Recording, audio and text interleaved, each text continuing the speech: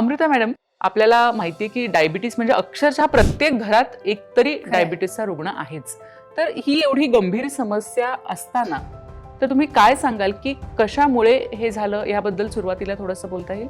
निश्चितपणे ज्याला आता आपण लाईफस्टाईल डिसीज असं म्हणतो, की जीवनशैलीमुळे निर्माण होणारे आजार, अतिशय गोंडस असं नाव आपण त्याला दिलंय. आणि त्याच्यामुळे मग हे होणारच असं आपण कुठेतरी विचारांनी त्याला सरेंडर झालोय. कारण आता स्ट्रेस वाढतोच आहे, हा धकाधकीचं जीवन आहेच, त्याच्यामध्ये खाण्यामध्ये जे काही आपण रोज खातोय त्याच्यातली जी पोषण मूल्य आहेत ती कमी होत चाललेली आहेत.